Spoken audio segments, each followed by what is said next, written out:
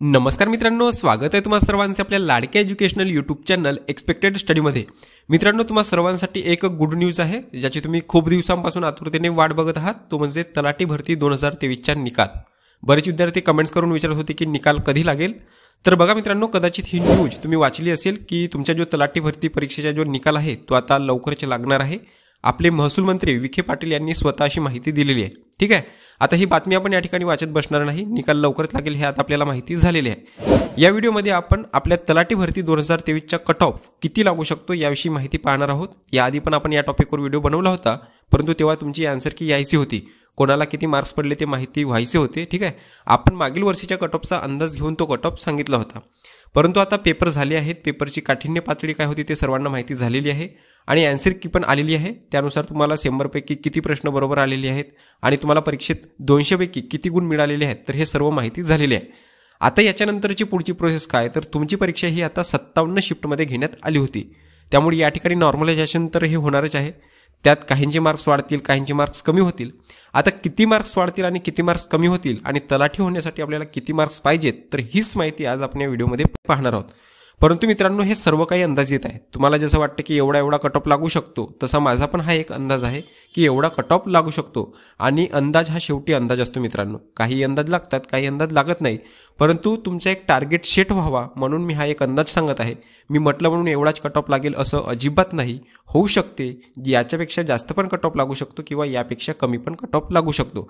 त्यामुळे तुम्ही जास्त मनावर घेऊ नका, फक्त हा व्हिडिओ तुम्ही शेवटपर्यंत बघा आणि त्यानंतर तुम्हाला काय वाटते ते कमेंट्स बॉक्समध्ये कळवा। ठीक आहे, तर बघा मित्रांनो, अंदाजित कट ऑफ जरी आपण काढायचे म्हटलं तरी काही महत्त्वाच्या गोष्टी, काही महत्त्वाचे मुद्दे आपल्याला लक्षात घ्यावे लागतात, जसे की जागा किती आहेत। आता या ठिकाणी नुसत्या 4644 जागा होत्या असे म्हणून चालणार नाही, तर तुम्ही ज्या जिल्ह्यात फॉर्म भरला त्या जिल्ह्यात किती जागा होत्या, त्यानंतर त्यामध्ये पण तुमच्या कॅटेगरीला किती जागा होत्या, तर हे सुद्धा आपल्याला बघणे गरजेचे आहे। कारण या ठिकाणी जरी ह्या 4644 जागा दिसत असल्या तरी आपण जर जिल्ह्यानुसार जर काय याला डिवाइड केलं तर होऊ शकते उदाहरणार्थ 400 जागा असतील। त्यानंतर पुन्हा आपण कॅटेगरीनुसार जर गेलं तर होऊ शकते आपल्या कॅटेगरीला 40 जागा असतील आणि याच्यामध्ये पण जर आपण आरक्षण निहाय जर विचार केला तर होऊ शकते आपल्याला 4 जागा असतील। म्हणून या ठिकाणी या सर्व गोष्टीचा विचार करावा लागणार आहे। त्यानंतरचा पुढचा मुद्दा म्हणजे किती विद्यार्थ्यांनी परीक्षा दिली हे सुद्धा बघणे गरजेचे आहे। कारण फॉर्म जरी 10 लाख विद्यार्थ्यांनी भरला असला तरी त्यात 8,64,000च्या आसपास विद्यार्थ्यांनीच परीक्षा दिली आहे। त्यात पण तुमच्या जिल्ह्यात किती विद्यार्थ्यांनी परीक्षा दिली आणि तुमच्या कॉम्पिटिशनमध्ये किती विद्यार्थी आहेत तर हे सुद्धा बघणे गरजेचे आहे। ठीक आहे, त्यानंतर तुमचा पेपर कसा होता, म्हणजे पेपर इझी होता का, मॉडरेट होता की हार्ड होता। आता तुम्हाला सगळ्यांनाच माहिती आहे की पेपरची काठिण्य पातळी ही प्रत्येक शिफ्टला वेगवेगळी होती, बरोबर। त्यामुळे या ठिकाणी पेपर कसा होता तर हे सुद्धा बघणे गरजेचे आहे। त्यानंतर मागील कट ऑफ किती लागला होता याचा पण आपण थोडासा अंदाज घेत असतो, मागील वर्षी कट ऑफ किती लागला होता आणि त्यावेळेस जागा किती होत्या। परंतु मित्रांनो, या ठिकाणी एक गोष्ट लक्षात घ्या की मागील वर्षीची जी परीक्षा घेणारी बॉडी होती ती वेगळी होती आणि आताची जी परीक्षा घेणारी बॉडी आहे ती वेगळी आहे। यावर्षी TCS कंपनीने तुमची परीक्षा घेतलेली आहे आणि TCS कंपनीचा कारभार आणि मागील वर्षीच्या बॉडीचा कारभार हा वेगवेगळा आहे। यावर्षी ऑनलाईन परीक्षा झाली, वेगवेगळ्या शिफ्टमध्ये झाली, त्यामुळे हा पण मुद्दा या ठिकाणी आपल्याला लक्षात घ्यावा लागेल। त्यानंतर नॉर्मलायझेशन, तर बघा हा सुद्धा एक महत्त्वाचा मुद्दा आहे। कारण की नॉर्मलायझेशन प्रोसेसमध्ये ज्या विद्यार्थ्यांना जास्त मार्क्स आलेले आहेत 160 170 तर त्यांचे मार्क्स हे कमी होऊ शकतात, ते 140 150 वर येऊ शकतात आणि ज्यांचे मार्क्स कमी आहेत 140 150 तर त्यांचे मार्क्स वाढून हे 160 170 पर्यंत जाऊ शकतात। माझ्या अंदाजानुसार तरी मित्रांनो या ठिकाणी नॉर्मलायझेशनमुळे 15 ते 20 मार्कांचा फरक या ठिकाणी पडू शकतो। किती? 15 ते 20 मार्कांचा, पण हा एक अंदाज आहे। मी म्हटलं म्हणून 15 ते 20 असं नाही, फरक कमी जास्त होऊ शकतो, काही सांगता येत नाही। 20 ते 25चा पण फरक पडू शकतो किंवा 10 ते 15चा पण फरक या ठिकाणी पडू शकतो। कारण की परीक्षा ही जवळपास 57 शिफ्टमध्ये घेण्यात आली होती, त्यामध्ये पण पेपरची काठिण्य पातळी बघितली तर काही शिफ्टला पेपर हा हार्ड होता, काही शिफ्टला मॉडरेट होता आणि काही शिफ्टला इझी आला होता, जसे की मी आधी तुम्हाला सांगितले आहे। ठीक आहे, त्यामुळे या सर्व बाबींचा विचार करता नॉर्मलायझेशन हे सुद्धा 100% होणार आहे। ठीक आहे, त्यामुळे कमी मार्क्सवाल्यांनी अजिबात घाबरू नका। ठीक आहे, हेच मला या ठिकाणी सांगायचे आहे। नॉर्मलायझेशन प्रोसेसमध्ये तुमचे मार्क्स वाढू शकतात आणि ज्यांना जास्त मार्क्स आले त्यांनी पण आनंदित व्हायची काही गरज नाही, त्यामध्ये तुमचे कदाचित मार्क्स कमी होऊ शकतात। तर हा सुद्धा मुद्दा या ठिकाणी लक्षात घ्यावा लागेल। आता नॉर्मलायझेशन झालं की अंतिम निकाल यादी लागेल। ठीक आहे, त्यात सिलेक्ट होणारे सिलेक्ट होतील, त्यांची निवड यादी लागेल, त्यात त्यांचे नाव येतील आणि काही विद्यार्थी हे थोड्याफार मार्कामुळे यादीत येणार नाही। परंतु त्यांनी पण टेन्शन घ्यायची काही गरज नाही, कारण तुमची वेटिंग लिस्ट लागत असते. बरेच विद्यार्थी मला विचारत होते की वेटिंग लिस्ट लागते काय, तर होय मित्रांनो, वेटिंग लिस्ट लागत असते. तुमची जरी 8 ते 10 मार्क्सांमुळे तुमचा जरी निकाल हुकला असला तरी तुम्ही टेन्शन घ्यायची काही गरज नाही. असे मी का म्हणतो, कारण की या भरतीमध्ये बरेचसे विद्यार्थी असे होते की जे MPSCची तयारी करत होते, राज्यसेवा म्हणा, कंबाईंड गट ब गट क ची म्हणा, तर त्यांचे जे पेंडिंग रिझल्ट होते मित्रांनो ते आता लागलेले आहेत.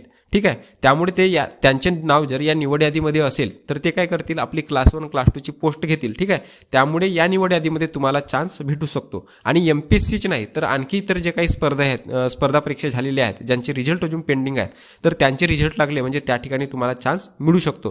ठीक आहे, तर हे काही महत्त्वाचे मुद्दे होते मित्रांनो, ज्यांचा कट ऑफ काढताना आपल्याला विचार करावा लागतो. आता आपण वळूया आपल्या महत्त्वाच्या मुद्द्याकडे की कट ऑफ किती लागू शकतो. आपल्याला किती मार्क्स पेपरमध्ये असतील तर आपण तलाठी बनू शकतो, आपले तलाठी होण्याचे चान्सेस राहतील. तर बघा मित्रांनो, पेपर कसा होता हे जर का आपण बघितलं तर इंडियन ॲव्हरेज पेपर हा प्रत्येक शिफ्टला वेगवेगळा होता. हे तुम्हाला पण माहिती आहे. मराठी असेल, इंग्रजी असेल, गणित बुद्धिमत्ता चाचणी असेल, तर यामध्ये मित्रांनो काही ठराविक टॉपिकवरच प्रश्न विचारले जात होते, परंतु प्रश्न विचारताना ते प्रत्येक शिफ्टमध्ये आलटून पालटून प्रश्न विचारत होते. त्यामुळे टॉपिक तेच असले तरी प्रत्येक शिफ्टमध्ये विचारलेल्या प्रश्नांची काठिण्य पातळी हे वेगवेगळी दिसून येत होती. बरोबर. आणि GKGHच्या बाबतीत तर काही अंदाज लावता येत नव्हता. कितीही तुम्ही अभ्यासाची पारायणे केली असली तरी 25 पैकी 20 प्रश्न सुटतील याची पण काही गॅरंटी नव्हती. पण तरीही मित्रांनो, विद्यार्थ्यांनी जे आपल्याला मार्क्स पाठवलेले आहेत, ठीक आहे, त्यावरून एक ॲव्हरेज कॅल्क्युलेशन मी काढलेलं आहे. जसे की मराठीमध्ये ॲव्हरेज 25 पैकी 22 प्रश्न विद्यार्थ्यांनी सोडवलेले आहेत. हा एक ॲव्हरेज म्हणतो मी. यामध्ये होऊ शकते काहींनी 25 पैकी 25 पण सोडवले असतील, काहींनी 25 पैकी 20च सोडवले असतील. ठीक आहे, तर एक ॲव्हरेज आकडा मी या ठिकाणी पकडलेला आहे की मराठीमध्ये 25 पैकी 22 प्रश्न विद्यार्थ्यांनी सोडवलेले आहेत. त्यानंतर इंग्रजीमध्ये 25 पैकी ॲव्हरेज 20 प्रश्न सोडवलेले आहेत.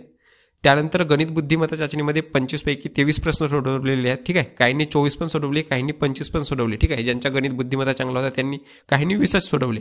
हे ॲव्हरेज आहे. ठीक आहे, आणि सुरुवातीला जसं की मी म्हटलं, सामान्य ज्ञान GKGH ज्याचा काही आपल्याला अंदाजच लावता येत नव्हता, तर त्यामध्ये मित्रांनो ॲव्हरेज 25 पैकी 15 प्रश्न तरी विद्यार्थ्यांनी सोडवलेले आहेत. ठीक आहे, काहींनी 19-20 पण सोडवलेले आहेत. तर या सर्वांची आपण जर का टोटल केली तर टोटल येते 80, म्हणजेच 100 पैकी 80 प्रश्न बऱ्याच विद्यार्थ्यांनी सोडवलेले आहेत. या ठिकाणी आपण हे टॉपर लोकांची गोष्ट करत आहोत. ठीक आहे, म्हणजेच 80 प्रश्न म्हणजेच 160 मार्क्स इन ॲन ॲव्हरेज बऱ्याच विद्यार्थ्यांनी या ठिकाणी पडणार आहेत. मग मुद्दा हा आहे की कट ऑफ किती लागू शकतो, सेफ स्कोर काय असेल, किती मार्क्स असतील तर आपण सेफ झोनमध्ये आहोत. ठीक आहे, आणि आपले सिलेक्शन होण्याचे चान्सेस आहेत. तर बघा मित्रांनो, आपण कॅटेगरीनुसार जर का कट ऑफचा विचार केला तर हे जे काही 160 मार्क्स आपण या ठिकाणी काढलेले आहेत, ठीक आहे, तर हे ओपनचे मार्क्स मी या ठिकाणी पकडलेले आहेत, ॲव्हरेज मार्क्स. म्हणजे या ठिकाणी ओपन कॅटेगरीचा जर कट ऑफ सांगायचा झाला तर मी असं म्हणेन की पुरुष उमेदवार असतील तर त्यांनी 150 ते 170 दरम्यान ते सेफ झोनमध्ये आहे. ठीक आहे, त्यानंतर महिला उमेदवारांच्या बाबतीत सांगायचे झाल्यास ते 140 ते 160 दरम्यान त्यांना मार्क्स असतील तर ते सेफ झोनमध्ये आहे. ठीक आहे, हा झाला आपला एक जनरल कट ऑफ, ज्या कट ऑफच्या आधारे आपण इतर कट ऑफ ठरवणार आहोत. तर बघा, त्यानंतर इतर कॅटेगरीमध्ये जे आहेत, EWS असेल, OBC असेल, त्यानंतर NT कॅटेगरीमध्ये VGA, NTB, NTC, NTD. ठीक आहे, तर यामधील जे पुरुष उमेदवार आहेत मित्रांनो, त्यांना जर 140 ते 160 दरम्यान मार्क्स असतील तर ते सुद्धा सेफ झोनमध्ये आहेत. आणि महिला उमेदवार 135 ते 155 दरम्यान असतील तर ते सुद्धा सेफ झोनमध्ये आहेत. त्यानंतर SC कॅटेगरीमध्ये पुरुष उमेदवार जे आहेत, ज्यांना 135 ते 145 दरम्यान मार्क्स असतील तर ते सेफ झोनमध्ये आहेत. ठीक आहे, आणि महिला उमेदवार 130 ते 140 दरम्यान असतील तर ते सुद्धा सेफ झोनमध्ये आहेत. आता ST कॅटेगरीचा जर का आपण विचार केला तर यामध्ये पेसा आणि बिगर पेसा असे 2 भागात यामध्ये विभागणी केली होती. ठीक आहे, तर जे कोणी पेसामध्ये आहेत, ज्यांना 110 पेक्षा जास्त गुण आहेत तर ते सेफ झोनमध्ये आहेत, आणि जे बिगर पेसामध्ये आहेत, ज्यांना 120 पेक्षा जास्त गुण आहेत तर ते सेफ झोनमध्ये आहेत. आता राहिला प्रश्न तो म्हणजे समांतर आरक्षणाचा. माजी सैनिक असेल, खेळाडू असेल, भूकंपग्रस्त असेल, प्रकल्पग्रस्त. ठीक आहे, तर यामध्ये मित्रांनो माजी सैनिक किंवा खेळाडू असेल तर यांना समजा 110 पेक्षा जास्त गुण असतील तर हे सेफ झोनमध्ये आहेत, आणि भूकंपग्रस्त किंवा प्रकल्पग्रस्त असेल तर याच्यामध्ये यांना 120 पैकी जास्त गुण असतील. ठीक आहे, 120 पेक्षा जास्त नसतील तर हे सुद्धा सेफ झोनमध्ये आहेत. आता याच्यामध्ये मित्रांनो बऱ्याच विद्यार्थ्यांना असं वाटू शकतं की एवढा कमी कट ऑफ कसं लागेल, एवढा जास्त कट ऑफ कसं लागेल, साहजिक आहे असं वाटू शकतं. आता प्रत्येक जिल्ह्याचा तर मला या ठिकाणी कट ऑफ काही सांगता येणार नाही, म्हणून मी हा एक ॲव्हरेज कट ऑफ मी या ठिकाणी सांगितलेला आहे. आणि मी आधी पण सांगितलेलं आहे की हा एक जनरल अंदाज आहे. प्रॉपर अंदाज जो आहे तो आपण नॉर्मलायझेशन झाल्यानंतर देऊ शकतो. पण तरीही मित्रांनो या स्कोरनुसार माझ्या मते तरी तुम्ही होप ठेवायला काही हरकत नाही, तुमचे सिलेक्शन होण्याचे चान्सेस आहेत. ठीक आहे, आता तुम्हाला काय वाटते, किती कट ऑफ लागू शकतो ते कमेंट बॉक्समध्ये कळवा. आणि अशाच प्रकारची स्पर्धा परीक्षेविषयीची नवनवीन माहिती तसेच लेटेस्ट अपडेट मिळवण्यासाठी आपल्या चॅनलला सबस्क्राईब करून ठेवा आणि त्यापुढील बेल आयकॉन देखील प्रेस करून ठेवा. ठीक आहे, तर आजच्या व्हिडिओमध्ये इतकेच मित्रांनो, भेटूया आपण पुढच्या व्हिडिओमध्ये. धन्यवाद.